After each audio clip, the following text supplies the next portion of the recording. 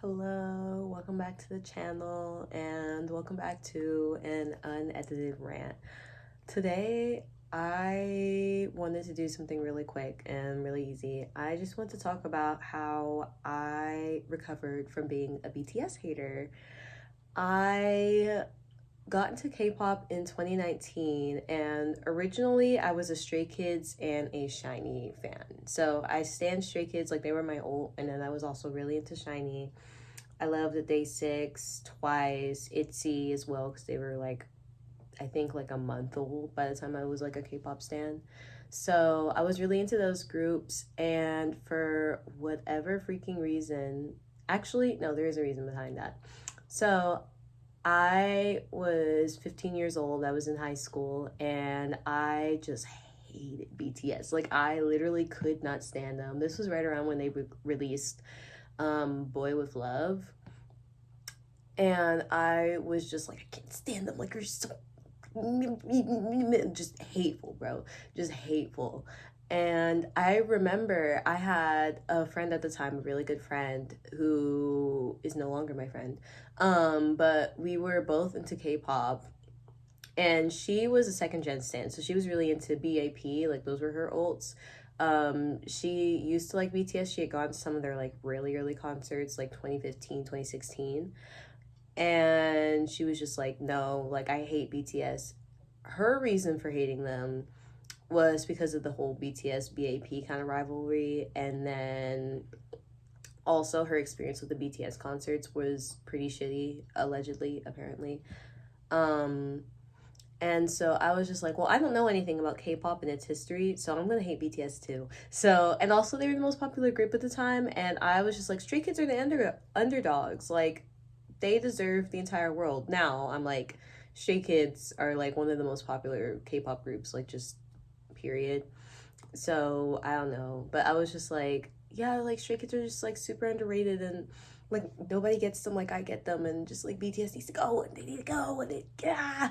Um, and also Boy with Love was on the radio like all the freaking time, so I was also just like sick of the song. But eventually I got into TXT like later on that year, and I was like, then that's when my like I like seriously was like hating on them, because I was like, TXT are so underrated, and they're taking they're getting all these freaking opportunities, and TXT aren't getting the opportunities. Um and I don't know, I was just like, I just like couldn't get it out my head that BTS was overrated, and that like for whatever reason, like they didn't deserve the opportunities they got, as if they weren't like literal trailblazers in like pop music. But I don't know, like for whatever reason, I just had a hate boner out for them. So I eventually, like a year passes by, it's like 2020, beginning of the pandemic. Black Swan comes out, and I'm like, why is this kind of good though? I was like, why is this kind of good? And then at that point, I was playing all the superstar rhythm games like for K-pop companies. So I had Superstar JYP, SM. I also had that old game Beat Evo, Beat Evo, YG. If you guys know, you freaking know. I had that like circular kind of that circular kind of UI where you like slide the little things up and down. I don't even know, but I had that game at the time, and then I saw Superstar BTS, and I was like, well, fuck it, I might as well. Like, let me just look and see. Let me just see. And I heard Home, which was a B-side off of their Map of the Soul Persona album. And I was like, why is this really good? Like, wait, their rapping's really good. And then from there and Black Swan, I just like deep dived into the group, and it was literally, it was over for me, because I was like, wait, what do you mean like they used to be a hip hop group? Like they're actually like really cool. Like they're really cool guys. And I just, yeah, delved more into their music. Map of the Soul 7 came out, and that was one of the first K-pop albums I had ever bought. It was Map of the Soul 7, and then Neo Zone, so NCT's second full album. I bought both of those in a Target. I literally was like, Yep, thank you, because I never see K-pop albums over here. And I remember just like listening to it on my little CD player over and over again. I would literally just like lay in my room and just like listen to the album like on repeat. And from there, I was just like, their artistry is just so unique. Like, it's so different.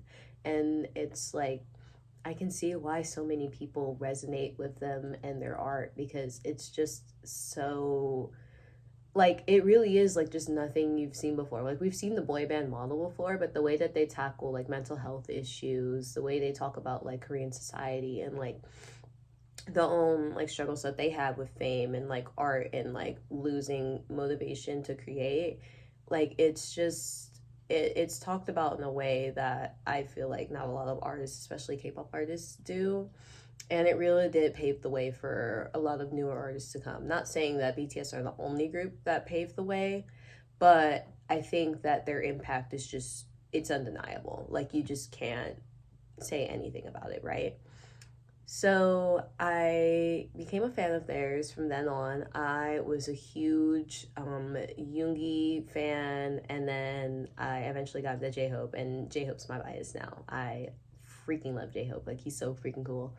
Um, and nowadays, I'm like keeping up with their solos, and I'm like, I didn't get a chance to go see J-Hope on tour, but I'm gonna have to. And I'm gonna have to see BTS when they come around, because the show's gonna be legendary. Like, just point blank, period. It's going to be legendary, and I need to be here. Like, I need to be there to witness history. Like, I'm so sorry. But yeah, that's basically like how I got into BTS, and how I like realized too, like I was like, there's no point in me like actually hating any groups, because like they're going to continue like with their careers anyway. And like, if I feel that passionately about like a group, then I just won't listen to them or engage. I don't feel the need to go around and like spread hateful rhetoric. Now, there's a difference between like constructive criticism and just being a hater. And I'm more than happy to critique my own faves, any group, any artist, whatever, because I think critique helps you grow, helps you mature as an artist. But there's just no point in being a hater. Like, I'm sorry. Like, I just, it's wasting your energy, and I would rather spend that time uplifting my faves and listening to music that genuinely makes me happy. And thankfully, I'm like, now BTS is one of those artists that makes me happy. So yeah, let me know what your favorite BTS song is, who your bias is too. If you guys are J-Hope fans too, come on, comment. I need to see. And I will see you guys in the next unedited rant. I will see you guys. Bye bye.